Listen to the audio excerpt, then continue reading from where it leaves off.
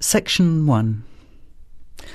You will hear a conversation between Harry and Andrea, two students who have just finished their final exams. First, you have some time to look at questions 1 to 5.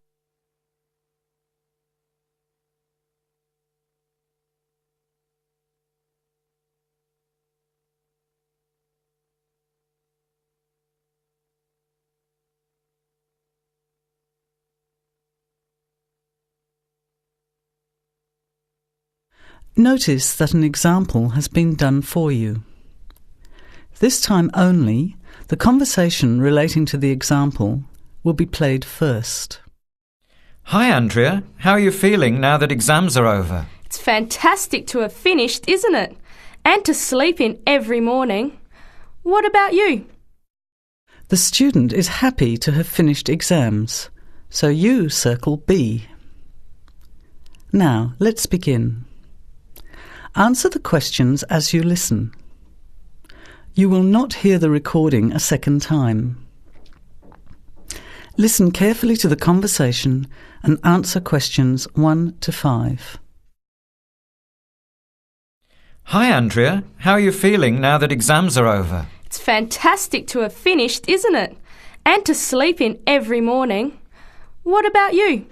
Well, I've been catching up on sleep too, but I've got a lot to do before I leave for England. Perhaps you could give me some advice.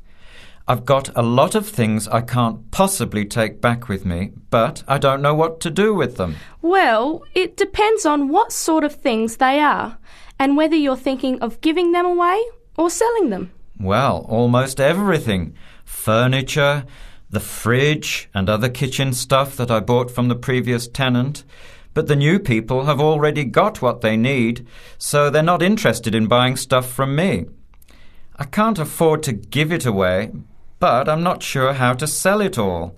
Oh, and there are some clothes and books as well. Why can't you take them? The books are really heavy. It's so expensive if you exceed the airline baggage allowance.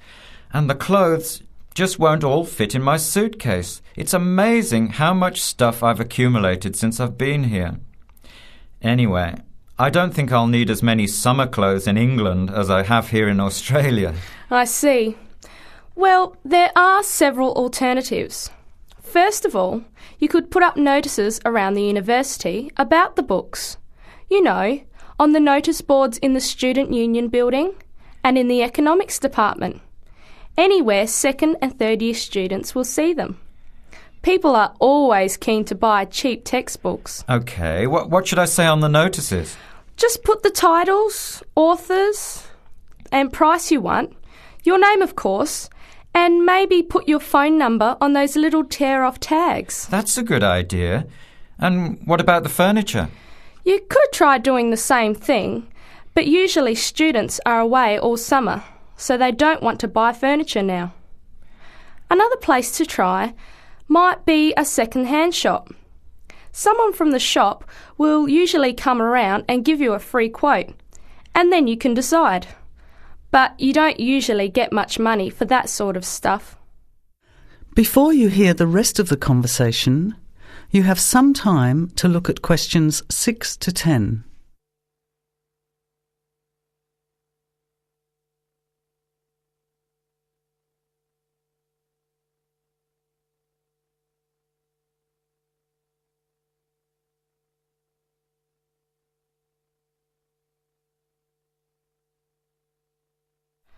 Another alternative is to put an advertisement in the Trading Post. Do you know that paper? It comes out every week advertising things people want to sell. You have to pay to put the advert in and then hope people phone.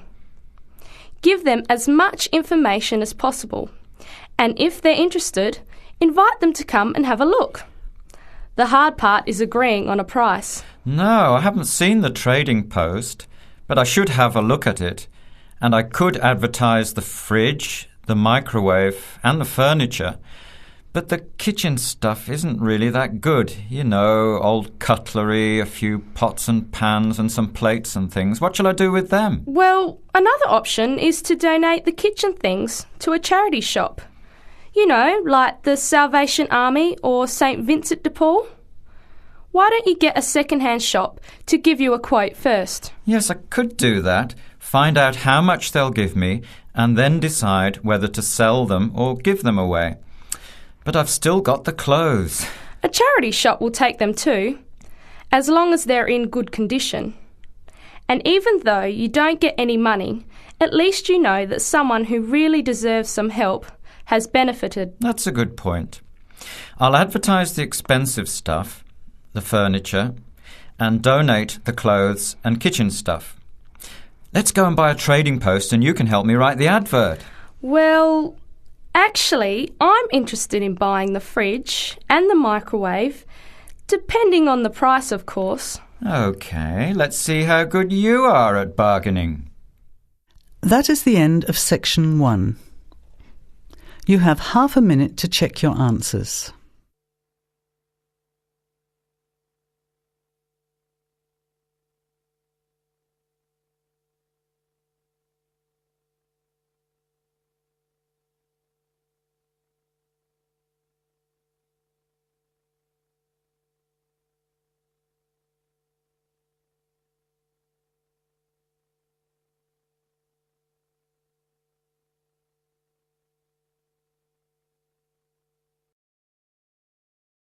Now, turn to section 2.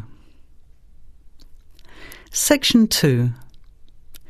You will hear a phone conversation giving information about a health and fitness centre.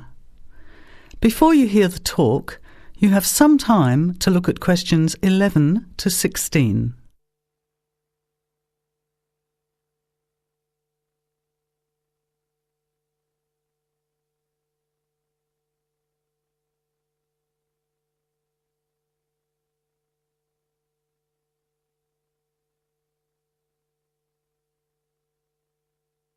Now, listen carefully to the first part of the talk and answer questions 11 to 16.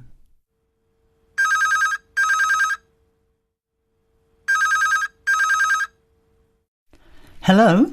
Hello, is that Miss Heidi Jones? Yes? Good morning, Miss Jones. I'd like to take a few minutes of your time to tell you about the Seven Oaks Health and Fitness Centre, which is in your suburb. Would that be convenient? OK. Well, the centre's not far from you. It's on the corner of Marion Street and Giles Street and has a large car park. It's open every day of the week, opening on weekdays at 6 a.m. and at 9 a.m. at the weekend. It closes at 9:30 p.m. Monday to Friday and on Saturday at 4 p.m. and Sunday at 2 p.m. We also have childcare Monday to Saturday from 9 in the morning until midday for a small extra charge, so you can leave your children in safe hands while you attend one of our classes, or perhaps have a swim, or if you just want to relax in the spa and sauna or steam room. Talking of classes, we have a very wide range which are designed to suit all different levels of fitness and individual needs. I mentioned the pool just now. Well, in addition to swimming laps or just relaxing, we also offer aqua aerobic classes, which are 45-minute classes that use the therapeutic effects of water. This provides a very safe and effective exercise and is suitable for all fitness levels, as well as being a lot of fun. Many people who haven't been exercising for a while start in the aqua classes, as do people who need to take care after hospital surgery, for example. These classes are very popular and are scheduled every weekday, Monday to Friday, and on Saturday afternoon and Sunday morning. Another very popular activity in the pool area is learning to swim, and these swimming classes are held at 4 p.m. every weekday and in the mornings at the weekend. By the way, they're open to both adults and children of any age. Before the talk continues, you have some time to look at questions 17 to 20.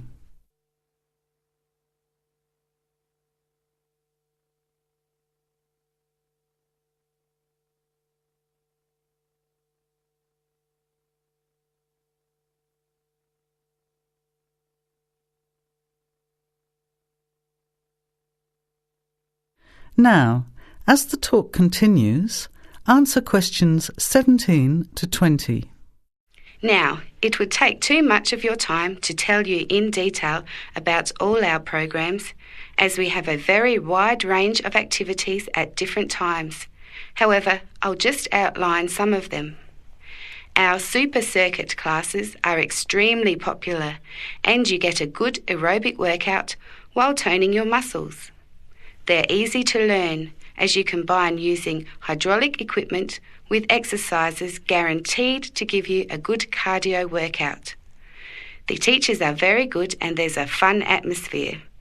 And the classes are very effective in assisting weight loss, relieving stress, lowering blood pressure and generally increasing fitness. Oh, and I haven't mentioned our range of aerobic and step classes of different types which suit all levels.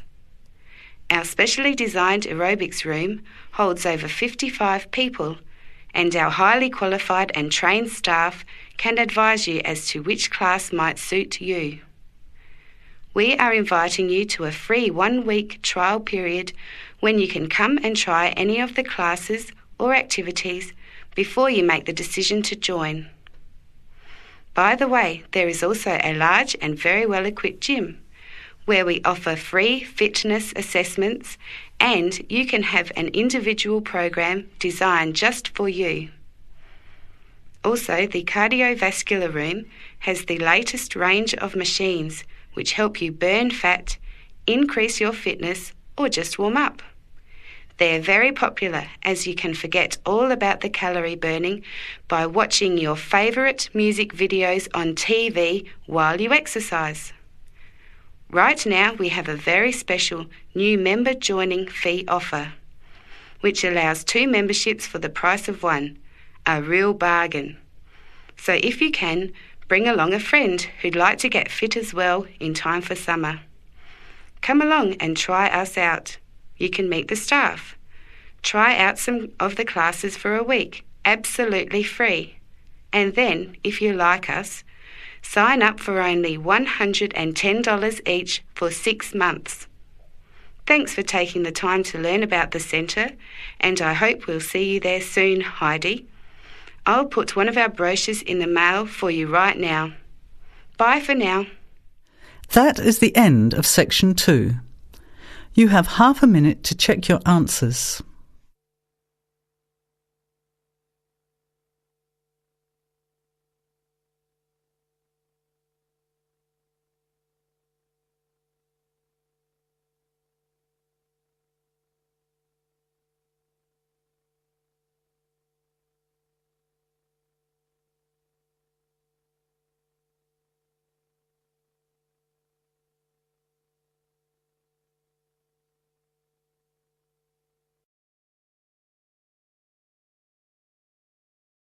Now, turn to section 3.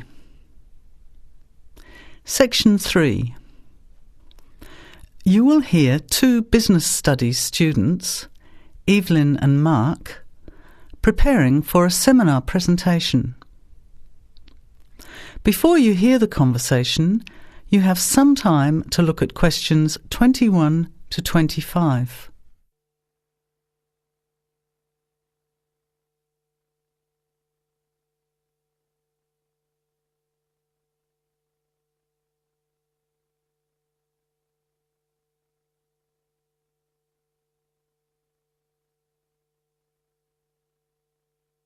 Well, I think the marketing of food would be a good topic. I read a very interesting article the other day about the Canadian food market. I suppose everybody's interested in food, even if it's trying not to eat. Why Canada? I know that's where you come from, but isn't it just all North America, really? No, that's why I thought this article was interesting. Although lots of U.S. companies are well established in Canada, and vice versa, there are still subtle differences between the 2 markets. It says here, the Canadian market is definitely not a northern clone of the U.S. I like that. And it says that if you understand these differences, it can have a big impact on successful food marketing. So I know that Canada has a big French-speaking population in Quebec. Is this what they're referring to? Not only French and English speakers, there are many different ethnic groups in Canada. It's really quite multicultural. For example, Toronto has large Asian and Italian populations, and Vancouver's got a large Asian population too. And because Canada's population is small, these groups make quite an impact, introducing new styles of cooking. So you can see lots of unfamiliar vegetables and things in the markets, and new restaurants are opening every day. It's great if you love trying out new foods, as many people do. Which kinds of food are becoming popular? Well, some Asian food, I'd say, has been popular for quite a while, like Chinese. But now, Southeast Asian restaurants are becoming very fashionable. Then there's Mediterranean, of course, such as Greek, Italian, and so on. But Caribbean and Mexican food is really taking off among young people these days. So are the supermarkets starting to stock the ingredients that are needed to prepare these foods at home? You know, all those unusual condiments and sauces. Yes, that's right. It's quite interesting going to the supermarket, isn't it? And noticing how they're introducing sections for foods of different nationalities. You can buy quite exotic products locally these days. The article mentioned that 80% of the Canadian retail market is controlled by 8 major national supermarket chains, so that when they introduce changes, they can happen quite rapidly. OK. Well, how are we going to organise this seminar then? I made some notes on the trends in the Canadian market, about changing tastes, and also patterns for where food is consumed. I thought maybe we could summarize it into a chart or table, and maybe use the overhead projector to present it. Good idea. Maybe I could have a look for similar trends and tastes in Australia and the UK for comparison. Let's have a look at what you found. Before the conversation continues, you have some time to look at questions 26 to 30.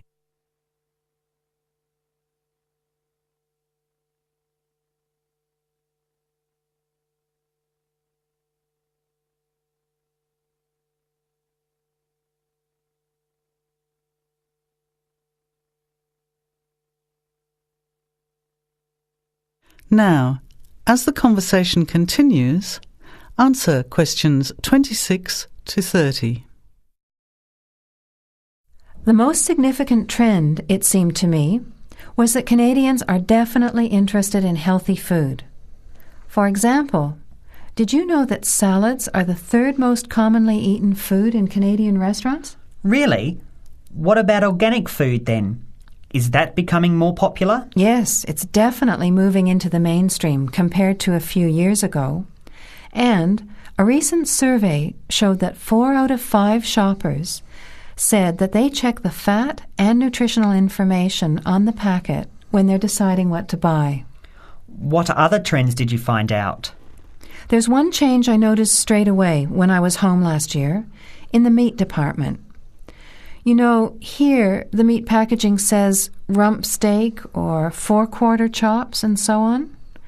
Well, they discovered that most consumers these days didn't know what to do with these roasts and rounds and ribs. So the government approved a new naming system for cuts of meat, which is related to the required cooking technique. What a good idea. I've never really understood the difference between sirloin, rump, round and all those names. So how many new categories are there? 8. There are 3 kinds of steak, for grilling, for marinating, and for simmering. And then there's what they call quick-serve beef, for stir-fries, I suppose. And premium oven roast, pot roast, and stewing beef. It's a great idea, isn't it? I hope it catches on here. I agree. Any other trends that you thought were significant? Well, what's really interesting is what the article called mobile meals. In other words, more and more Canadians are eating meals away from home, but not just eating more junk food. They're projecting a 40% increase in snack food sales over the next 3 years, and the growth is coming from healthy snacks. You know, the ones that have less cholesterol and fat, such as muesli bars, health food bars, and those types of products. Apparently, in the food marketing jargon, they're called nutritious portable foods, which means healthy snacks. The other major trend is that young people are doing more of the food shopping these days, so marketing has to be aimed more at them, as well as more conventionally at the mother. Thanks, Evelyn. I think we'll have an interesting discussion about these trends and the comparisons with other English-speaking countries. I'll see if I can get some information about them to compare with yours, and meet you on Friday to put it together. See you then. Bye. That is the end of section 3. You have half a minute to check your answers.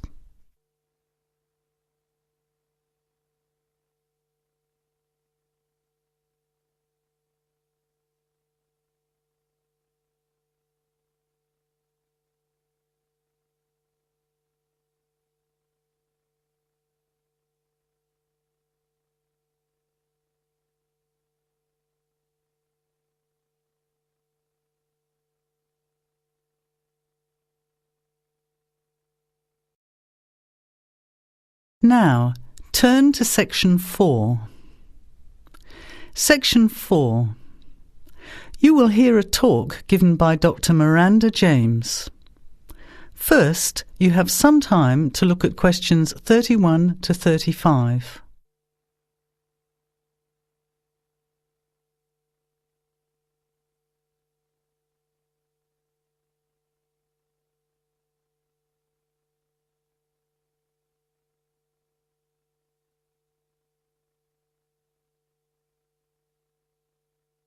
Now, listen carefully to the talk and answer questions 31 to 35.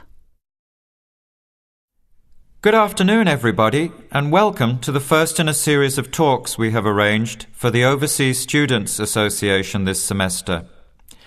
Dr. James has very kindly agreed to speak to us today on the topic of public speaking, and judging from the large numbers of you here, it's clearly a subject of great interest and relevance. Dr. James. Hello. It's good to see so many of you here, and hopefully what I'm going to tell you will be useful to you both here at the university and in your future employment. Many people avoid speaking publicly, by which I mean in front of, say, 10 or more people. Not because they lack the ability, but mainly because they lack confidence, which is really only due to lack of practice. Today, as a consequence of the influence of television, audiences expect speakers to be relatively brief and to the point, in addition to being well-informed and interesting or entertaining. Probably the most important part of public speaking is what you do beforehand, by which I mean preparation. This includes practical details, such as knowing precisely what your topic is and exactly how long you are expected to talk for. You should also plan the content thoroughly.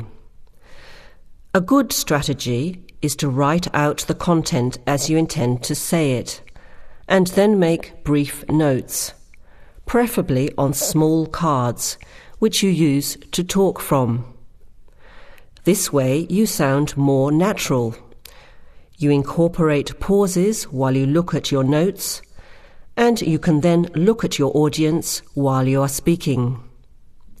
Never read your speech without looking at the audience. Eye contact is a very important part of communicating with an audience. So deliberately move your head and look around at your audience. Pauses are important, as most people, when they are nervous, tend to rush through their speech. Now you have some time to look at questions 36 to 40.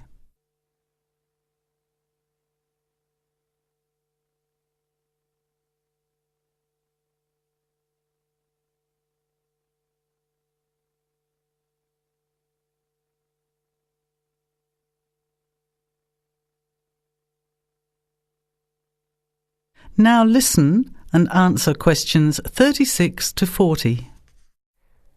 Practice speaking slowly. This gives you more time to pronounce your words correctly.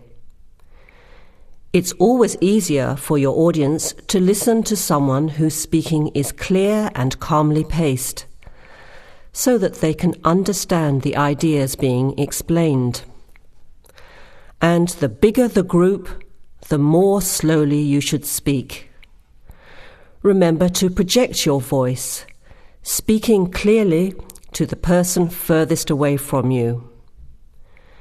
It's a good idea to rehearse and record yourself. Pay attention to your intonation when you listen to yourself. It's even harder if you're speaking in a second language, I would imagine. But there's nothing worse than listening to a flat, monotonous voice.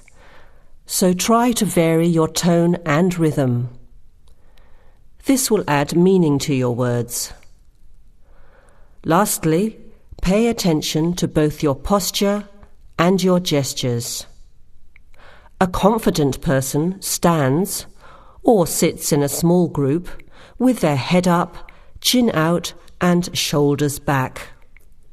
Try to avoid scratching or fiddling with your hair or beard, or pens, jewellery, and so on. These movements can distract and irritate your audience. Yet you may be unaware of them yourself. Another reason for rehearsing, preferably with feedback from a friend, or better still, on video.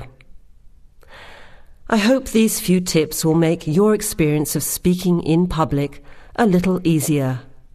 Remember, practice makes perfect. That is the end of section 4. You now have half a minute to check your answer.